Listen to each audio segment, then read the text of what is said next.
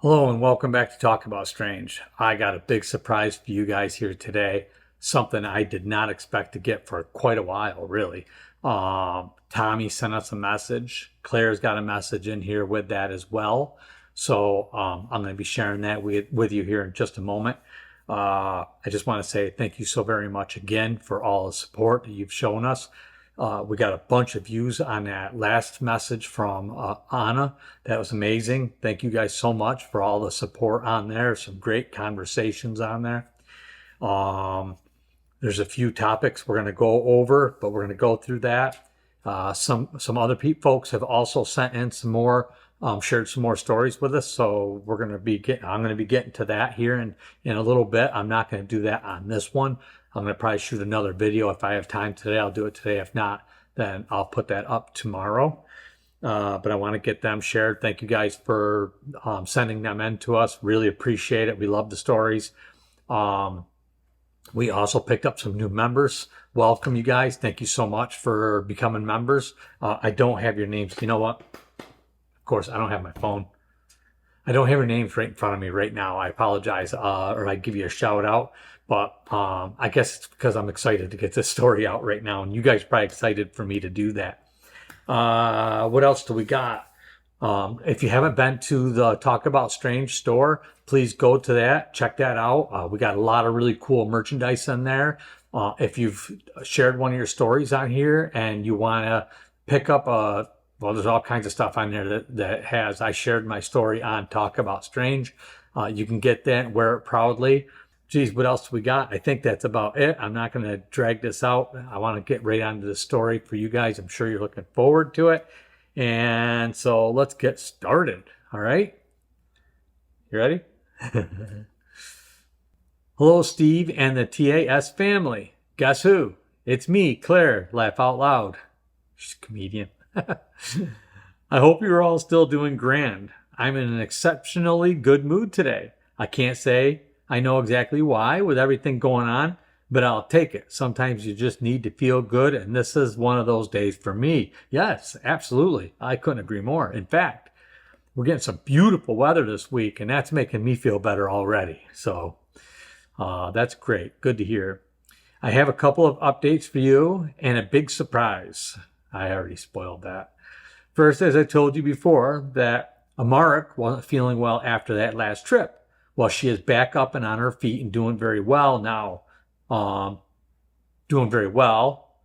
Now for the bad news. Ow. Darn it. We didn't need that. This is in regards to the DNA and hair samples we sent out. The lab is claiming they never received them. Interesting. Even though we had them hand-delivered with signature verification. As you can imagine, my mother and the rest of us are very upset. Yeah, I bet you are. But not entirely surprised. As this is a common trend. If they don't have the answers, they avoid the question altogether. We don't believe that our person was compromised or involved, but we do believe there is foul play. Not good. That's not good. But there is something they obviously don't know. And that is that this team isn't giving up that easy. We will continue and we will find a different lab that we can trust. So don't be discouraged. It's like my mom always says, it's not a sprint, it's a marathon. We are doing a good thing and we will continue our mission. Yes, please do. Absolutely. Couldn't agree more. It's a good thing you had extra that you kept. Protect it. On a quick side note, Steve mentioned to us that a couple of the subscribers found his openings to be slightly offensive. I just want you to know that we are completely okay with the opening that Steve has chosen for us. The fact is, Steve hardly knew anything about my mother and I when my mother first reached out to him. He followed his instincts and it worked out very well. If I'm being honest, I'm kind of flattered. Laugh out loud. Seriously though, we are perfectly okay with your opening, Steve. We appreciate all that you do for us and your TAS family. Thank you for that, Claire. I appreciate it. Yes, I got 2 people wrote to me, not rude, very politely, suggesting that my opening could imply send the wrong message, or maybe attract the wrong crowd. I think that crowd, once they started to see what this channel's all about, would leave it anyway. But so I just wanted to double check on that and reiterate and make sure that we were all good on that. It's not meant to be an offensive opening, the girl dancing, and Claire's flattered. So, and it was meant to reflect her. So, but the fact is that the truth is these thumbnails, these beginnings are, it was suggested that it could be a thumbnail misconstrued as clickbait. A thumbnail is clickbait. A thumbnail is clickbait. There's no two ways about it. If you put a misleading or an underwhelming thumbnail up, you're going to lose in a whole bigger way. The point is to get the message out, and I have to try to come up with something, and it's a tough balance to try to figure out something that will work well, that's going to draw people to that. Yes, clickbait. Not as a trap, though. I mean, hopefully they get there and enjoy the story, and so far everybody has. But to get that message out, if I put a thumbnail up nobody cares about and nobody clicks on it, then how am I getting the message out? Now I'm hurting the people that sent in the story. And I've had them. I have stories that the thumbnails just, I mean, I don't know if they're performing properly or not. I don't know what it is. People don't even know what the story is till they see that thumbnail. It grabs their interest, the title, and they click on it, and that's it. But this beginning and this opening, I started with Wendy, having no idea this was going to turn into such a saga. So I hope everybody's okay with it, and I want to continue with it.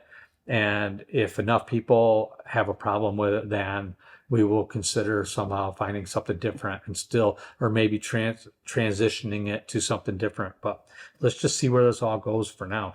And I don't want to keep on talking about this. We got to get going. You guys want to hear the story, so I better be quiet. Anyway, all right, let's keep going. Now for some incredibly good news. Yes, we needed that right now. To all of our surprise, Tommy has written a message for you all. I was not aware that she was doing this on her own, but really I shouldn't be too surprised, as she is strong and continues to surprise us every day. So without any further ado, I will share Tommy's message to you all. Yes. Thank you.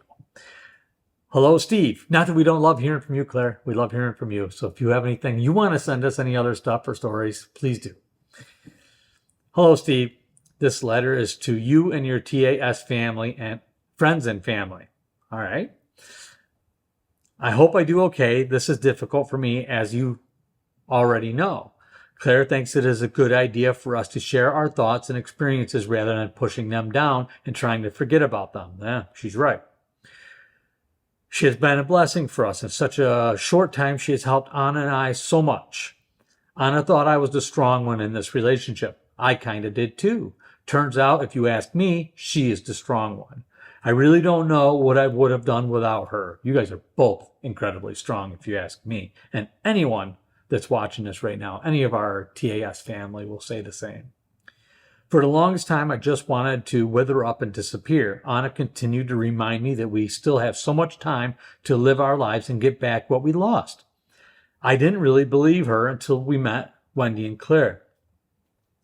I still don't like to talk, I guess it doesn't make, I still don't like to talk, but I guess it does make it easier when it's writing it down. Speaking of which, I can't believe how much things have changed. Everything is different. Cars, computers, phones do everything now. My old camera used film still, and now my phone takes better pictures than the camera would ever take. Yeah, I know. That's funny. I better stop deflecting from the topic, though. So Anna already told you most of the story. I won't make you relive all that.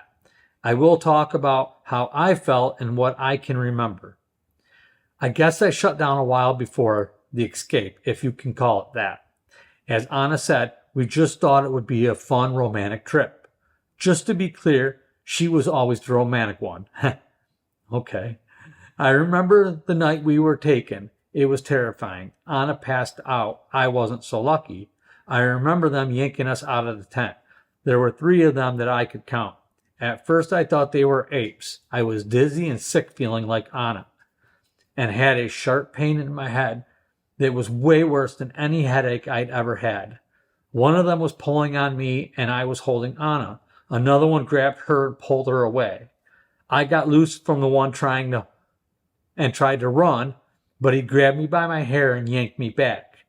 As he was dragging me, I noticed the third one grabbed all of our stuff, like our tent and backpacks. I managed to get my knife out and stabbed the one that was holding me in the arm. He let out a loud groan, so I knew I hurt him. He dropped me, and as I was getting up, it was lights out. I didn't wake up until we were in that cage they had kept us in. I came to before Anna. The whole left side of my face and shoulder was throbbing and sore. When Anna come to and could see straight again, she told me my face was black and blue. So I'm guessing he whacked me for stabbing him. At least I got the first shot in. Like Anna already mentioned, we were there about a week before things went from bad to worse. But in the first week, they brought us food, water, and things like roots and different weeds, and they made us eat them. I believe it was some sort of herb or medicines to keep us alive. One of them came for Anna first. I tried to stop him and ended up getting bashed again. Then it was my turn. I think it's important you all know that even though we were very aware of what was happening to us, none of us were actually really awake through it. They used some sort of mind-melting thing, and the next thing we knew, we were waking back up in the cage again. And when we were pregnant, they treated us like queens compared to any other time. So in a way, we always wanted to be pregnant. Anna told me that some people asked how we survived the winters. I guess you don't know, or you didn't know, that Klansmen use fire. You have to understand that they were keeping us alive for a purpose and did whatever it took to keep us safe from the wildlife and the elements, at least until they didn't need us or found no use for us anymore. When it turned cold, they completely covered the cage with mud and sticks and weeds, except for a hole in the roof and the entrance. Then dug a big pit in the middle and made a fire. They also grouped us together to create more heat, and also always had animal furs on the ground for us. They made an area where we used the bathroom. It was a hand-dug pit. Every day they threw dirt on top of our stuff until the pit was almost full, and then they'd move us to a different cage. Whenever we got back to the same cage, it was a new pit. They also always had weeds that smelled like spearmint all around the cages. I guess to keep some of the insects away, or maybe to mask our smell. I don't know. Every couple of days, the female ones would come in and check us over for bugs and stuff. They rubbed mud on everything. If you had a bug bite, it got covered in mud, and God help you if you wiped it off. Although there were times it seemed like the females felt bad for us. We would be pregnant almost yearly, and if we went more than 3 seasons, you disappeared. With the exception of the one lady that kind of looked out for all of us until she died. I don't know exactly how long she'd been there. I think she was one of the first. I don't know how she lived, though, because I know I would have killed myself if not for Anna. Anna birthed 5 of them, and I was on my 5th. I remember being in labor, but something happened and I blacked out. I don't remember much of anything until sometime later, after the doctor Anna told you about came to see us. I guess I was in pretty bad shape. If Anna hadn't escaped, I guess I would be animal or bug droppings by now. And I'd be okay with that, except I couldn't stand the thought of leaving Anna there alone. It's strange how it took me dying to set her free. I probably would have died sooner had I known. We believe that the half-breed female that let Anna go was planned by them for some reason, because before that, no one escaped, ever. I think they underestimated Anna's strength and will to survive almost as much as I did. They thought she would wander off into the forest and never be seen again. Whatever the reason, she somehow saved us both. That's why I say she is the strongest one of us. I don't know if I will ever really recover from what happened to us, but as long as I have her, I will keep trying. Besides, I have to come back stronger for Anna and because I will find a way to make sure that this never happens again to anyone else. They caught me off guard this time. That won't happen again. Whoa. For that, you have my word, Tommy. Wow. Whew. Don't mess with a woman scorned. Oh boy. Tommy. Wow. Thank you so much for finding the strength to send this in to us, to write this. Man, I did not expect it. And no one was pushing for it. We would have waited, but I'm so glad that you found the strength to do it. And I hope it did help you and continues to help you. Anytime you have anything you want to share with us, please do. You're going to find, as long as Wendy and Claire show this to you, and I'm sure they will, you're going to find a lot of support here from our TAS family. I mean, these people are phenomenal. And so you're going to get a lot of love and support from them. Thank you for sending that in to us, Claire. I'm sorry to hear about that sample coming up missing. I guess I'm not really surprised either. Probably nobody will be. I guess you got a backup, so hopefully, nothing happens to that and you can continue forward. Like Wendy said, your mom said, she's right. It's a marathon. It's not a sprint. This has been something that's, it's been going on for a long time, but since the 40s, where it's really started gearing towards investigating and finding things out and that, and you guys are probably closer than anybody's ever been. But who knows, right? You just never know. And that's the same for everybody, hear these stories, get the information you can from it, but understand it's a marathon. It's going to take time. Nothing's going to happen overnight. We hope. And if we're gifted with something phenomenal, that's great. But till then, we just got to be patient and continue to be there and give them support and stuff. So anyway, thank you guys so very much for joining me here again today. I hope you enjoyed the message here. And we're going to keep looking forward to more. If you guys got anything else, Wendy, Claire, Mark, Anna, Tommy, thank you. If you have anything else you want to share with us, we are here for you. Please do. We'll be looking forward to it. And we'll just keep this journey going together. And till then, I will see you again very soon.